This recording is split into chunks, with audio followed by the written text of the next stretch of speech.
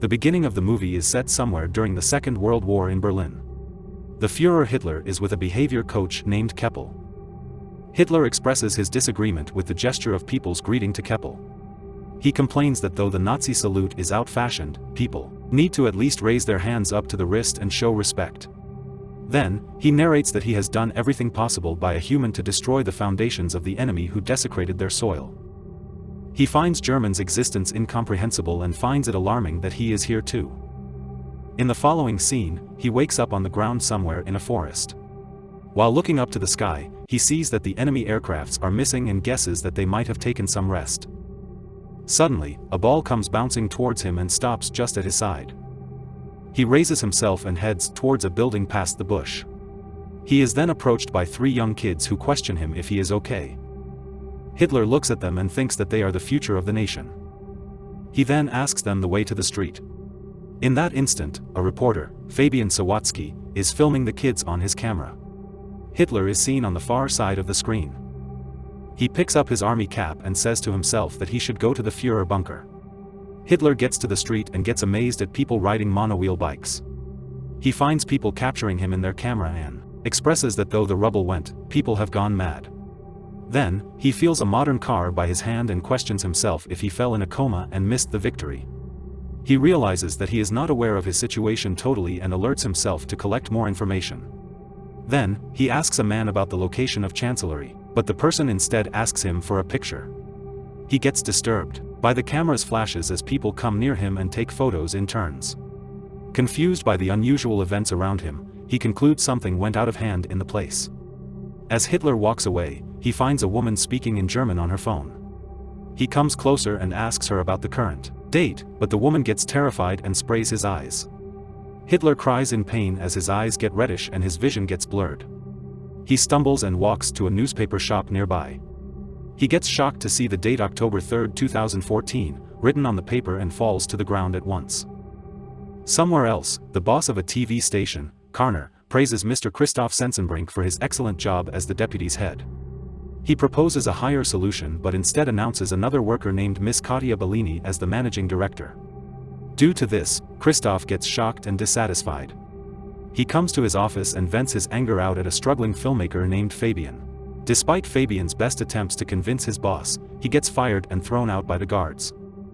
Some time later, Hitler wakes up at the news shop and asks the owner about the date. He confirms that it is in fact 2014. A confused Hitler questions if the shopkeeper has kidnapped him and suspects if all this is a trick play of the enemy's secret service. He threatens to kill the shopkeeper if he is working for the enemy, but the shopkeeper gives him a bar of chocolate instead. Hitler opens it after quite a struggle and sniffs it. He declares it as industrially pressed grain and questions the shopkeeper if there is still a shortage of bread. The shopkeeper asks Hitler if they are filming a documentary somewhere nearby, mistaking him for an actor. The shopkeeper then says that he looks exactly like the Führer, to which Hitler replies that he is the Führer. After that, Hitler sees the Turkish newspaper and asks if the shopkeeper has Stürmer or Panzerbar. The shopkeeper says that he has more Turkish customers. Hitler gets astonished at the presence of Turkish people in Berlin. He then starts collecting information from the newspaper. While reading it, he assumes that he didn't win the war in the past and Germany was given to the hands of clumsy women having the charisma of a wet noodle. He further laments the existence of Poland and concludes the war to be a total waste. Meanwhile, Fabian looks upon his video reporting about soccer and sobs, sad at the fact that he was fired. His mother calms him and asks him to pause the video, noticing Hitler behind. Fabian is amused at the discovery of a person who looks so similar to Hitler. Back in the shop, the shopkeeper asks Hitler to keep the newspaper aside and stand outside. Hitler grudges at being asked to work. The shopkeeper suggests Hitler clean his clothes, for they are stinking. He then goes to a laundry place and asks them to clean his uniform. Hitler asks if they have another uniform since he cannot walk away naked. Next, we see Hitler walking to the news cellar with jeans and a sweater on. Fabian, on the other hand, has somehow managed to find him and is waiting for him in the shop. After getting a look at Hitler, he is amazed at his appearance.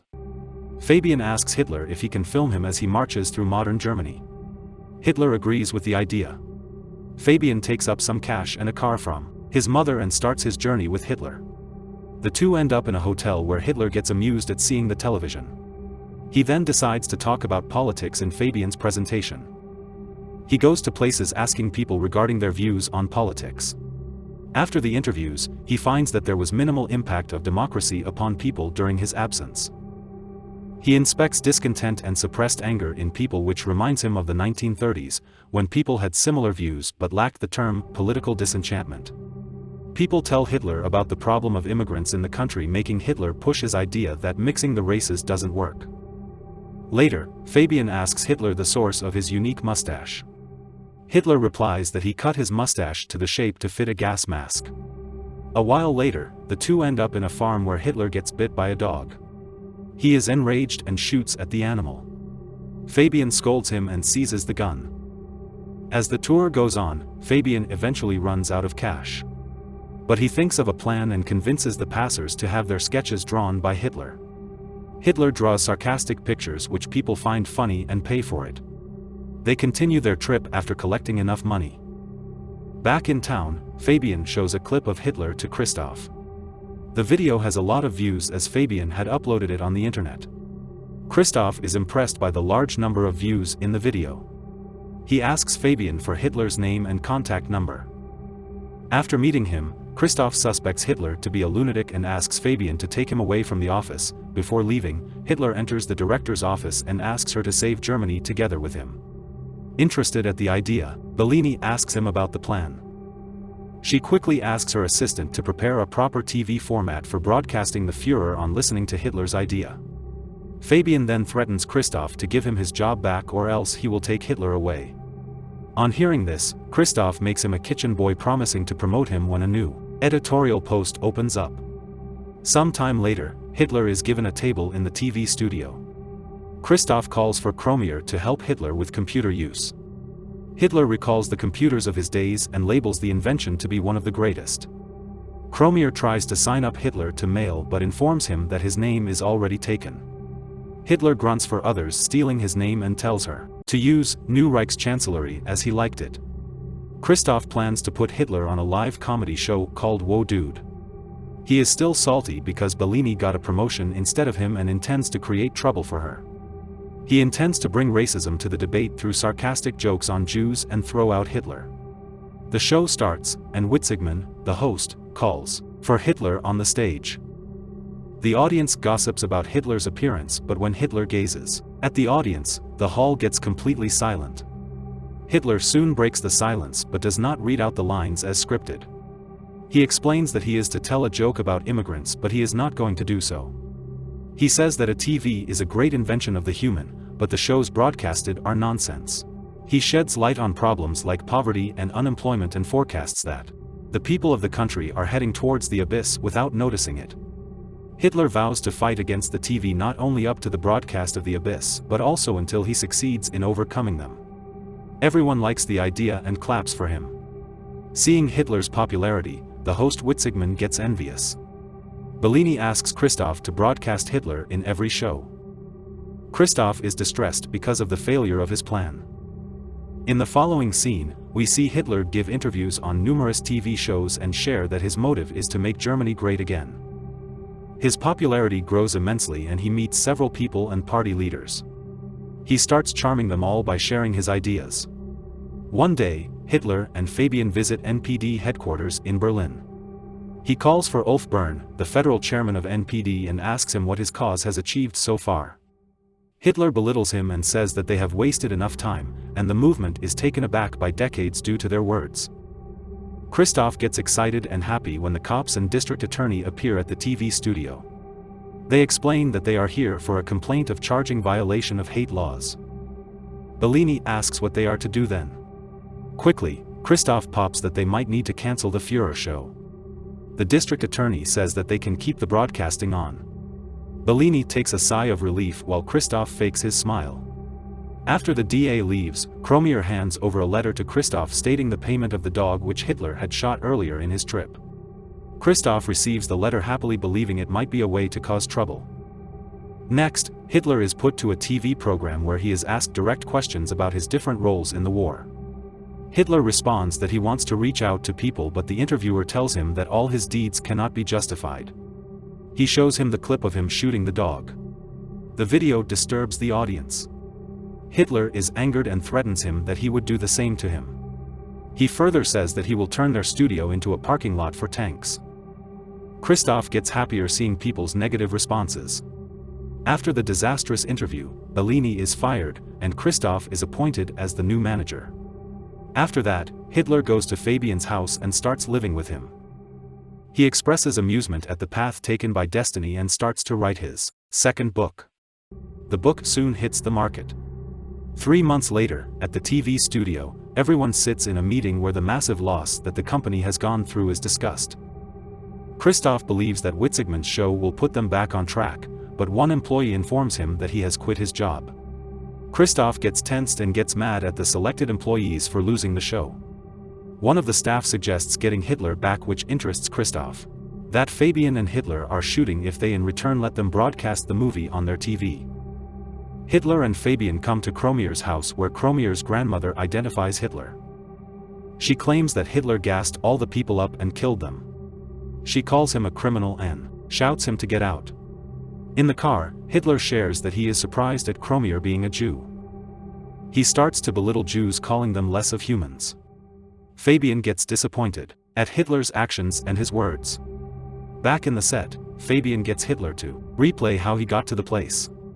He asks Hitler what happened before the ball came rolling to him in the woods, but Hitler cannot remember it. Later at night, he walks out of the set and is surrounded by some thugs. They call him the reason to take Germany back and give him a hard blow on his face.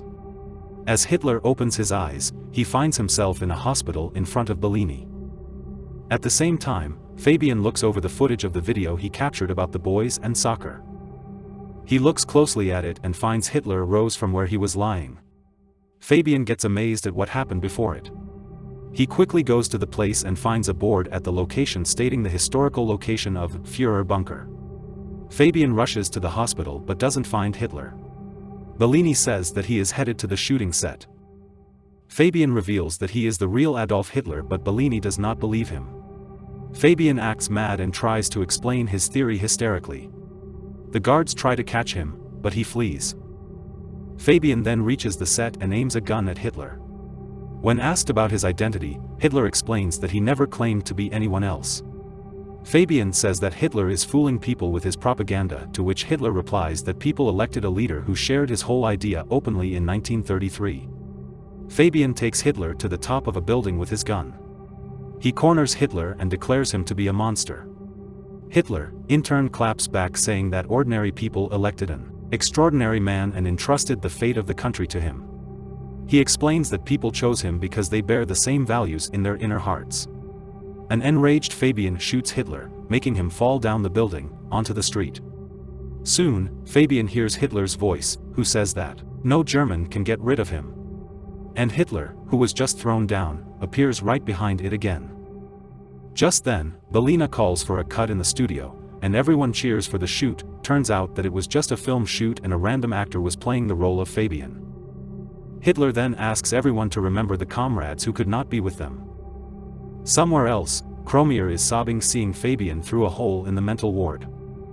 Hitler and Bellini are busy giving autographs and interviews to people after the film booms. As they pass by a car, the people on the street seem fond of Hitler and greet him with respect. Subscribe now so that you don't miss videos like this, as we post every day. Thanks for watching.